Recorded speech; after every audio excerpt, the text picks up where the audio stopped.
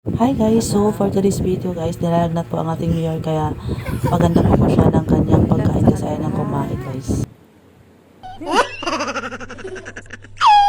Andito pala kami sa bahay ng boss namin ni Mayor kasi nga dito kami nagwo-work. May kanin pala dito na malapit na mapanis. Kunting push na lang talaga, mapapanis na talaga siya. Kaya tinatry ko lang hugasan kasi nga didiskarte tayo kung paano natin to lutuin. Sobrang mahal ng bigas ngayon guys, kailangan tayong magtipid. Kaya hinugasan ko pala ng 10 beses yan kasi nga parang napapanis na po talaga siya. So ito na nga, tapos na nga tayong maghugas ng ating kanin.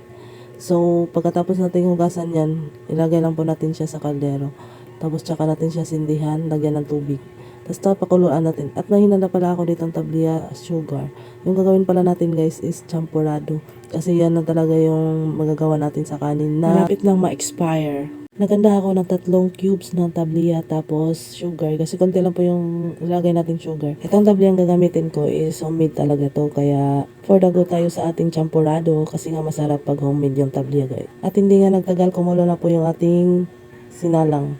So, halo-haloin lang po natin ito para hindi lumikit. Tapos, lagyan na natin ng 3 tablia. Lalagyan lang po natin lahat. Tapos, haluin ng konti.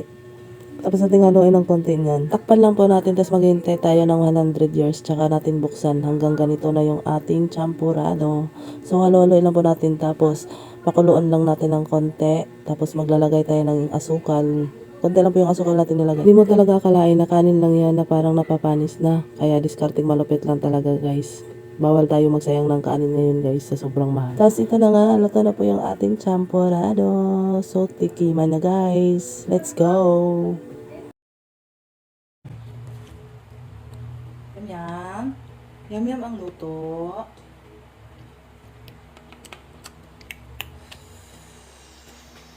Unsa man ni siya? Champurado.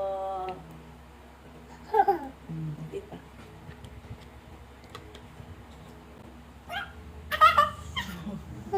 Tawang-tawa yan. Sit down. Blow. Wow. Sarap yun.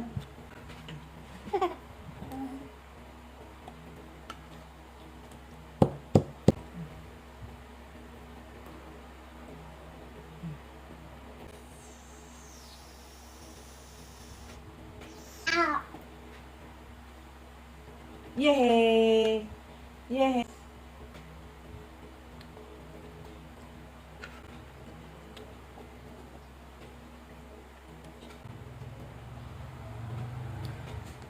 Oh, ito na nga guys. Tapos busog na po yung ating mayor.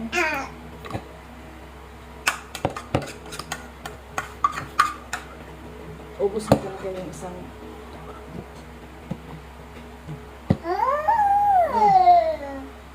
Oh.